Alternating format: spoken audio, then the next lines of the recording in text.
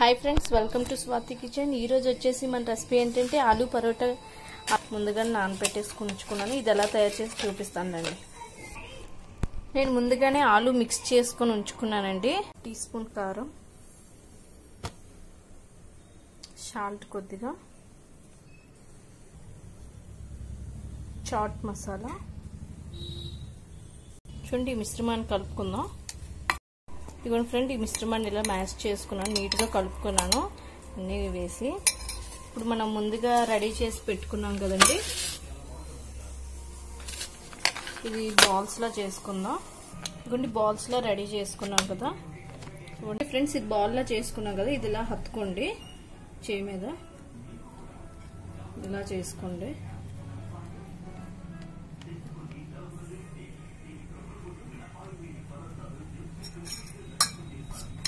Only curry ఉంది కదా, ఇందులో ఇలా పెట్టుకోండి.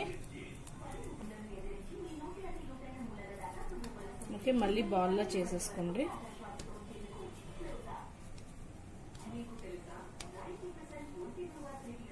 ఓకే ఫ్రెండ్స్, చూసారు కదా ఇదండి. ఇప్పుడు చపాతీ పీట తీసుకోండి.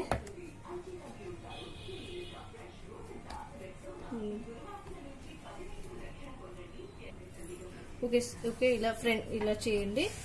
ఇవ్వండి, జస్ట్ కొంచెం లైట్ గా హత్తుకోండి, మరి ఎక్కువగా హత్తుకోవద్దు. చాలా బాగుంటుందండి పంజాబీ ఆలూ పరోటా. చాలా టేస్ట్గా ఉంటుందండి. ఒక్కసారి తిన్నారంటే మళ్ళీ తినాలనిపిస్తుందండి, అలా ఉంటుంది.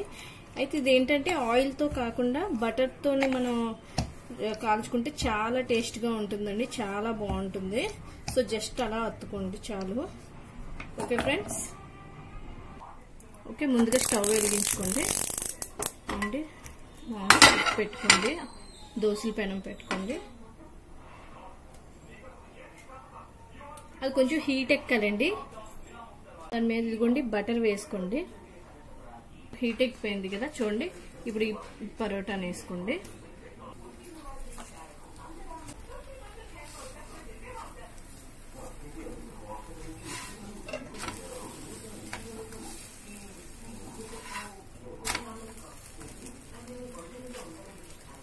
సేపు అలా కాగాలండి, బాగా కాగితే మంచి టేస్ట్ వస్తుంది, చాలా బాగుంటుంది. చూడండి, ఆలూ పరోటా కాలింది. వన్ సైడ్ కానీ 2 సైడ్స్ కూడా మనం బాగా కాలాలి. చూడండి, ఇవ్వండి, మన ఆలూ పరోటా రెడీ అయిపోయింది. ఇది పెరుగుతో తింటే చాలా బాగుంటుందండి. ఓకే, సర్వ్ చేసుకున్నాం.